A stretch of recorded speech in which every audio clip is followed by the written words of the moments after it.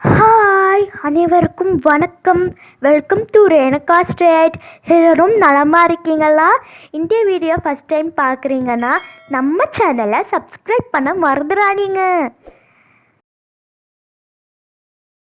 இன்றைக்கி நம்ம பார்க்க போகிறது ரொம்பவே பாரம்பரியமான ஒரு ரெசிபி, பருப்பு அடை. இந்த பருப்பு அடையில் வந்து நிறைய புரோட்டீன் சத்துக்களும் கார்போஹைட்ரேட்டும் நிரம்பி இருக்குது.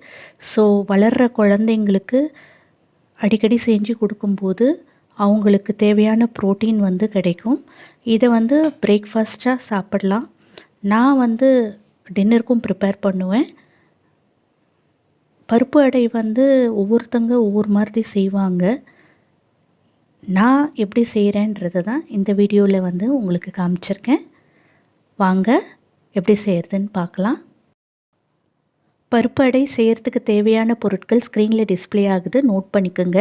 ரெண்டாக பிரித்து கொடுத்துருக்கேன். அதாவது வந்து அரைக்கிறதுக்கு தேவையான பொருட்களும் அப்புறம் வந்து வதக்கி அந்த மாவில் சேர்க்கறதுக்கு தேவையான பொருட்களும் கொடுத்துருக்கேன். அரைக்கும்போது தேங்காய் துருவல் இல்லைன்னா தேங்காய் பத்தை கொஞ்சம் ஒரு டேபிள் ஸ்பூன் அளவு சேர்த்து அரைக்கலாம். பட் அது வந்து தேவைன்னா சேர்த்துக்கலாம், இல்லைன்னா அவசியம் கிடையாது. அதே மாதிரி இஞ்சி பூண்டு அதுவும் தேவைன்னா சேர்த்துக்கலாம். புழுங்கலரிசி, கடலைப்பருப்பு, துவரம் பருப்பு, உளுந்து, பாசிப்பருப்பு எல்லாத்தையும் 2லேருந்து 3 தடவை நல்லா தண்ணியில் அலசிட்டு 1 மணி நேரம் ஊற வச்சுக்கோங்க.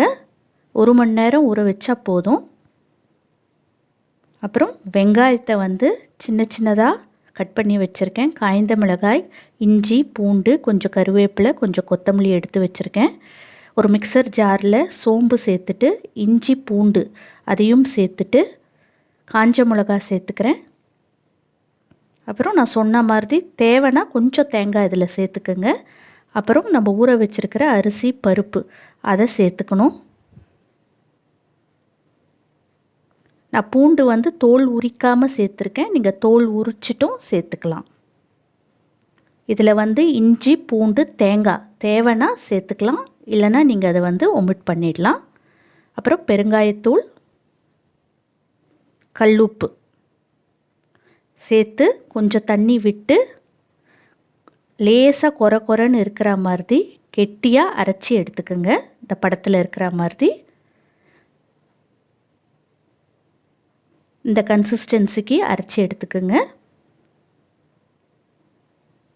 அப்புறம் நம்ம ஊற வச்சோம் இல்லையா அந்த தண்ணி, அதை செடிக்கு வந்து ஊற்ற பயன்படுத்திக்கலாம். தேங்காய் வந்து துருவி வச்சுருக்கேன். ஒரு கடாயில் 1 டீஸ்பூன் எண்ணெய் சேர்த்து கடலைப்பருப்பு, கடுகு, உளுந்து சேர்த்து அதை வந்து தாளிப்புக்கு ஃப்ரை பண்ணுறேன். அது பொரிஞ்சதும் கொஞ்சம் கருவேப்பிலை சேர்த்துக்கிறேன்.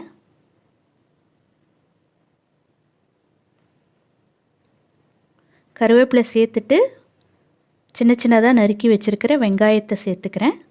வெங்காயத்தை அதில் நல்லா வதக்கணும். ஏற்கனவே நம்ம மாவில் உப்பு போட்டு அரைச்சிருக்கோம். இந்த வெங்காயம் வதங்கிறதுக்கு கொஞ்சமாக உப்பு சேர்த்துக்கிறேன். அப்போ வெங்காயம் சீக்கிரமாக வதங்கிடும். வெங்காயம் வந்து நல்லா வந்து ஒரு டிரான்ஸ்பரண்ட்டாக கண்ணாடி மாதிரி மாறுற வரை அதை வந்து வதக்கணும். வதக்கினதுக்கப்புறம் நம்ம தேங்காய் துருவி வச்சுருக்கோம் இல்லையா, அது வந்து நீங்கள் வந்து 1/4 மூடியிலேருந்து 1/2 மூடி வரைக்கும் நீங்கள் வந்து துருவி சேர்த்துக்கலாம். இப்போ வெங்காயம் நல்லா வதங்கிடுச்சு. தேங்காய் துருவலை சேர்த்துக்கிறேன். தேங்காய் துருவல் சேர்த்துட்டு 1 நிமிஷம் வதக்கினா போதும், ரொம்ப நேரம் வதக்க வேண்டாம்.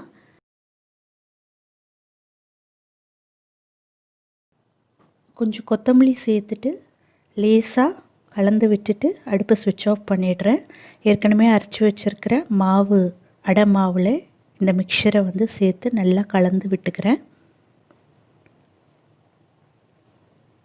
இதுதான் கன்சிஸ்டன்சி, மாவுடைய பதம். ஒரு தோசை தவாவை அடுப்பு மேலே வச்சு அதில் கொஞ்சம் எண்ணெய் போட்டு மேலே க்ரீஸ் பண்ணிக்கிறேன். அடுப்பை மீடியம் ஹீட்டில் வச்சுக்கிறேன். வச்சுட்டு ஒரு கரண்டி அடை மாவை எடுத்து ஊற்றி அதை வந்து நல்லா திக்காக வந்து ஸ்ப்ரெட் பண்ணிக்கிறேன். ஸ்ப்ரெட் பண்ணிவிட்டு அப்படியே ஒரு 3 செகண்ட் இருக்கட்டும். அப்புறம் ஒரு டீஸ்பூன் எண்ணெய் சேர்த்துக்கிறேன். 1 நிமிஷம் நல்லா வேகட்டும். அதுக்கப்புறம் திருப்பி போட்டுக்கிறேன். ஒரு 3 செகண்டுக்கு அப்புறம் ஒரு டீஸ்பூன் எண்ணெய் சேர்த்துக்கிறேன். எண்ணெய் சேர்த்துட்டு 1 நிமிஷம் ஆகட்டும். இந்த சைடு வேகட்டும். 1 நிமிஷத்துக்கு அப்புறம் திருப்பி போடுறேன். திருப்பி போட்டுட்டு ஒரு 30 செகண்ட் அப்படியே விடுறேன். 30 செகண்டுக்கு அப்புறம் திரும்பவும் திருப்பி போட்டு ஒரு 30 செகண்ட் அப்படியே விடுறேன். அதுக்கப்புறம் அடை வந்து தயாராகிடுச்சு.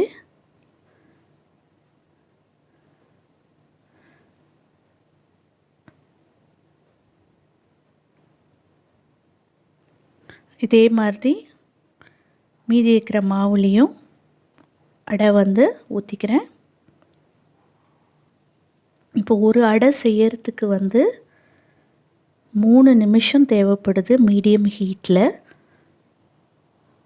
அதாவது வந்து முதல்ல அடை ஊற்றிட்டு 1 நிமிஷம் வேகணும். 1 நிமிஷம் வெந்ததுக்கப்புறம் திருப்பி போட்டு அடுத்த பக்கமும் 1 நிமிஷம் வேக விடுறேன். அதுக்கப்புறம் திருப்பி போட்டு ஒரு 30 செகண்ட், அப்புறம் திருப்பி போட்டு 30 செகண்ட். ஸோ ஆக மொத்தம் 3 நிமிஷம் தோராயமாக தேவைப்படுது. இதே மாவு கலவையை வந்து பருப்பு தோசை மாதிரியும் ஊற்றலாம்.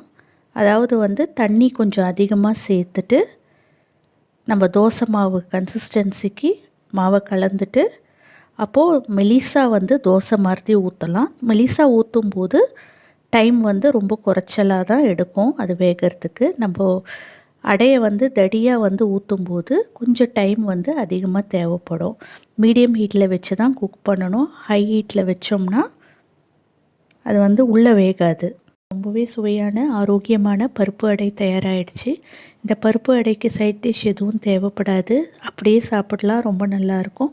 தேவைப்பட்டால் சாம்பார் புதினா சட்னியோடு சாப்பிடும்போது ரொம்பவே அட்டகாசமாக இருக்கும்.